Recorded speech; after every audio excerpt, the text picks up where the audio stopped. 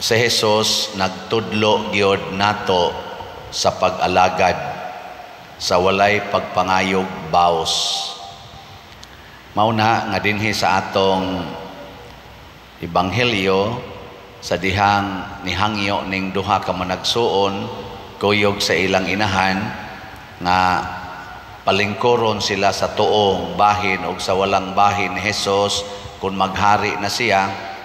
Giguba ni Jesus ang ilang panghuna-huna, pinaagi sa pag-ingon nga makainom gyud mo sa kupa nga akong imnan, pasabot makaantos mo o makapakamatay mo uban ako, pero ang paglingkod sa akong tuog, sa akong dili na ako, iya na sa amahan.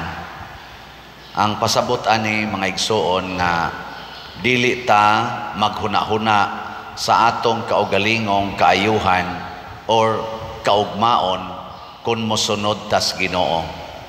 Igo na kaayo nga kita motuo ta nga ang Ginoo muatiman gid nato, nga ang Ginoo muluwas gid nato. Di na lang ta maghimo pag atong kaugalingong standard. Nige, lingian na imong tupad. Nya ingna siya naapakay ihangyo sa Ginoo. Nyag naaga ni siya ihangyo, buango na siya. Ang ato, tuo lang kita. Sunod lang kita. Muna diri sa unang pagbasa, si Propeta Jeremias, murabag concise ni nga sitwasyon sa iyang kinabuhi. Nakaingon siya, Ginoo, ang buhat nga maayo, baslan ba daig dautan? Ang akong pagtinarong sa pag-alagad sa akong isigkatao, baslan ba daig nilag pagdaot o daotang buhat, daotang plano? Pero niingon gid siya pagtapos niyag sulti, niingon siya, hinumdumi nga midangop ako kanimo aron paghangyo kanimo nga hunungon mounta ang imong kasuko kanila. Pasabot, ang tao di ang nagsunod sa Ginoo di gyud masuko ngadtos mga tao nga nagbuhat og dautan batok kanila. Okay, kaduhang lingi, na di ka masuko sa imong bana or sa imong asawa kung mga bit. Di ka masuko. Nga mayroon gani siya, adi sa tamahimoy masuko sa dana. Na mayawaan gapunta ng dapita. Kining atong tubag sa Salmo mga igsoon nga nag-ingon, luwasa ako o Ginoo diha sa imong makanunayon nga gugma, dako kay ni siyag kahulugan. Nga kini di ay kaluwasan nga gikan sa Ginoo, dili ni sama sa kaluwasan nga gikan nato. Kay panganang gikan nato, pasabot gikan sa atong balaod nga tawhanon, ingon luwason nato ning asawa nga gisigihag kulatas bana. Unsaon pagluwas? Ikiha ang bana, prisuha ang bana, pabayra ang bana, unya i-divorce. Kay haron maluwas na siya sa peligro. Pero ang sa Ginoo, luwason ta niya pinaagi sa pag-supply og makanunayon nga gugma. Lahi no?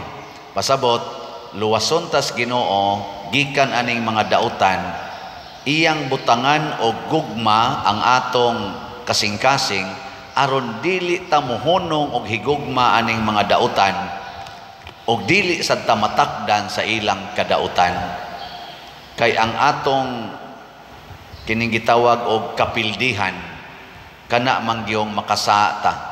Kay makasa na ta mapurfit man tong trono kadtong langit nga giandam sa Ginoo. Muna suplayan ta niyag makanunayong gugma.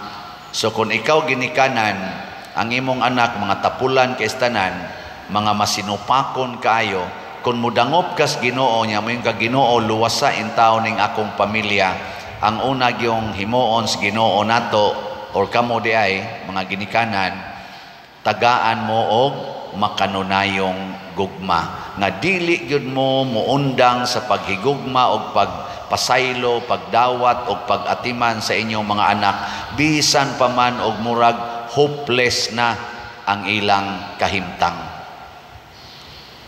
Nya ganahan mo mangayo anang klasiha sa kaluwasan. Ha? Ganahan mo? Di kay mo ganahan, impierno dayon.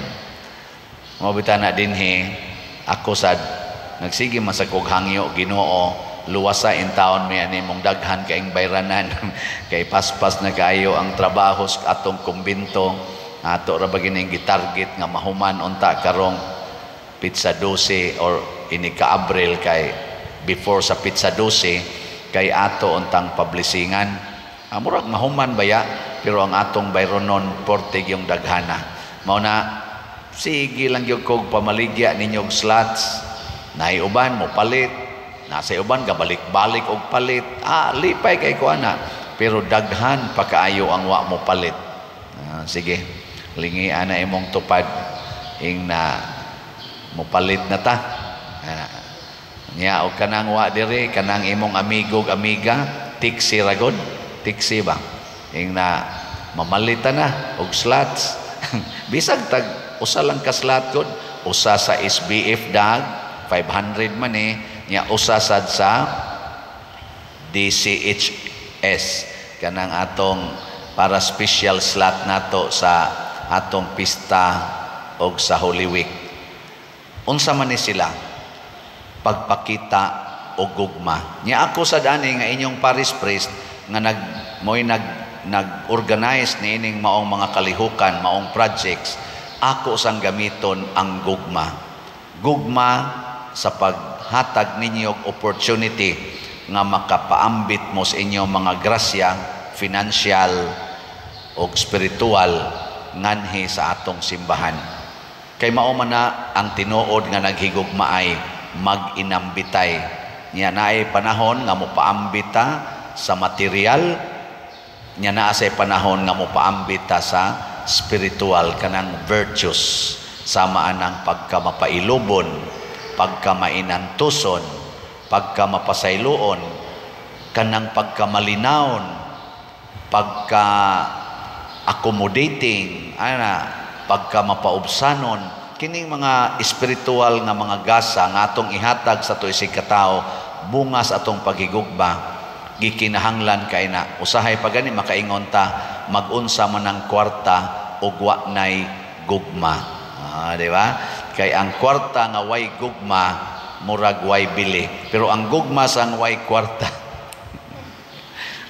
mura man sagwa say ayo. Naigugma ta simbahan unya di kang palit og slot, mura man sag makaingon ta nga mura sa digway ayo da.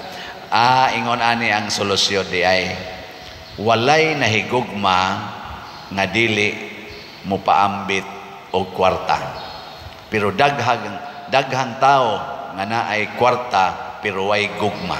Ana din na siya.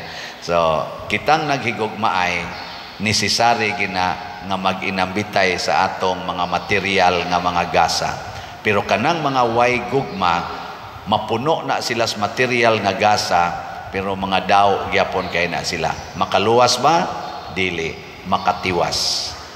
Na kita kay makaluwas man ta, mo nang moingon ang Ginoo, imna ninyo ang akong kupas pagantos, pabunyag mo sa kamatayon nga akong dawaton, unya magkuyog ta dito sa langit. Dili na importante asa mo lingkod, basta masud ta sa langit, equal na tagkalipay, wala ka nang hahanapin pa. Ana na siya.